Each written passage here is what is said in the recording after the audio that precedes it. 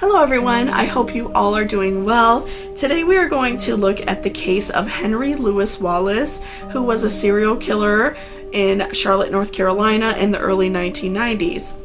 And Henry was a very brutal and very aggressive man. He preyed on women, he tortured them, and he would just dump their bodies wherever, and he would even be very vindictive in helping search for the victims, and he was just terrible. And this story is really frightening because, you know, this could be somebody he worked with some of his victims. So I find this story very interesting but also very sad.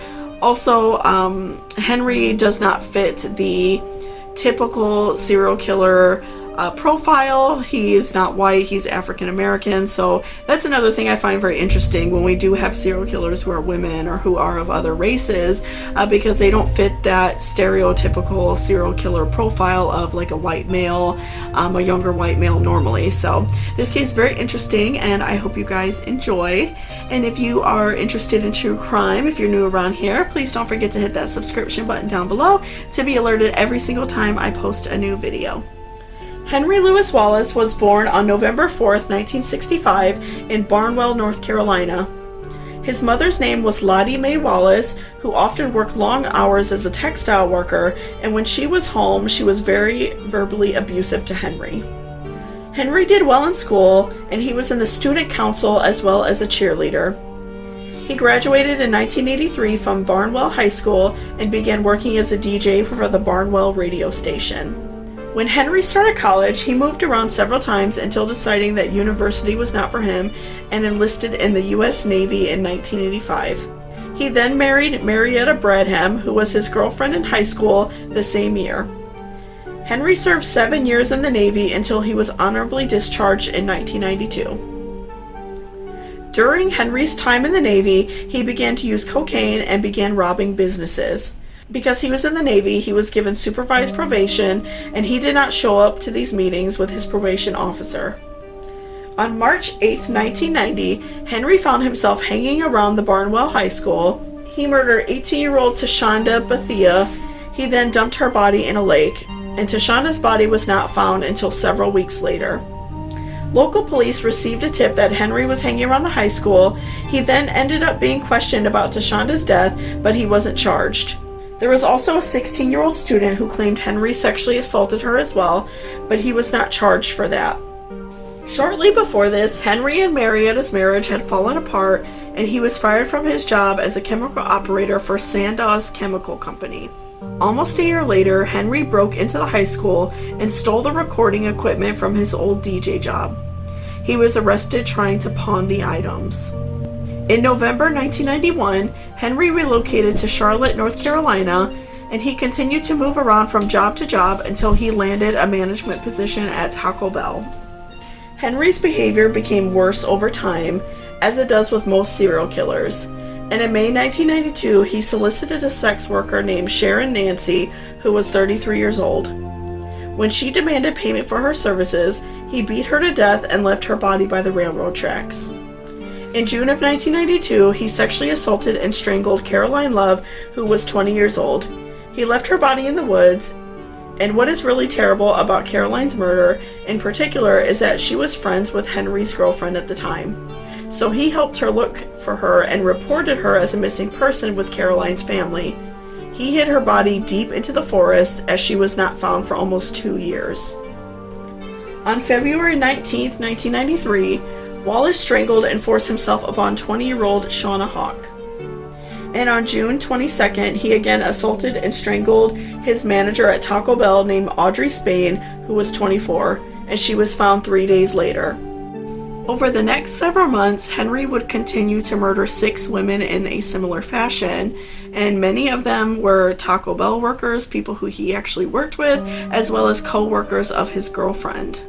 Their names are Valencia Jumper, Michelle Stinson, Vanessa Mack, Betty Jean Balcombe, Brandy June Henderson, and Deborah Ann Slaughter.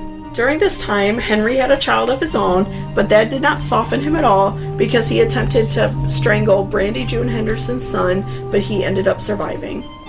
The African American community put a large amount of pressure on the police force because the murders of women were not taken seriously, and it seems as if there were no further investigations after a body was found. After DNA evidence pointed to Henry, he was arrested on March 13, 1994. He confessed to the murders right away, and he described in detail the woman's appearances and how he robbed, assaulted, and murdered them. Henry's trial was put off for 2 years due to jury selection issues and difficulty obtaining DNA evidence from all of the victims. His trial began in 1996, and the prosecutors began to push for the death penalty right away, while his defense attorney requested a life sentence because he suffered from mental illness and the killings were not first-degree murder and they were not premeditated. One thing I find particularly interesting in this case is that during this trial, the FBI specialist Robert Ressler said he did not believe that Henry was a serial killer because his methods were too unorganized and messy. So the FBI does not officially recognize him as a serial killer. A psychologist named Faye Sultan testified the intense mental abuse his mother put him through contributed to Henry's psychological abuse. She requested Henry receive life in prison without the possibility of parole. In June 7, 1997, Henry was found guilty of 9 of the 11 murders, and on January 29th, he was given the death penalty. On June 5, 1998, Henry married his prison nurse named Rebecca Tahores. Henry has attempted to overturn his death sentence several times, but they have been rejected, and his death sentence has not been carried out. He is currently 56 years old. So let me know what you guys thought about this case. I found it just so sad. You know, Henry was targeting women that he worked with, women that he knew that worked like with his girlfriend, and he was, you know, going and putting in missing persons reports for some of the women, and I just find it so sad and really quite disgusting what he did. And you know, I do think that sometimes when serial killers are active in marginalized communities, that they are not looked at as quickly as, you know, maybe someone who's going through like rich, wealthy neighborhoods. And, you know, it's just really sad. And I felt so bad reading this and reading how it affected these families and how they, you know, really struggle with not knowing what happened to their daughters for a while and not finding their bodies and receiving little police, you know, feedback, receiving little help. So that just made me really sad. And I just think Henry is a very dark and disturbed person. I think he needs some serious psychological help. And, you know, he's been in prison for quite a long time now. So, I believe like in North Carolina with the death penalty, I know that they're not doing it as frequently now because the medication, what's in the syringe when they, you know, give it to the inmate who is on death row. I know that company, and I don't remember what they're called.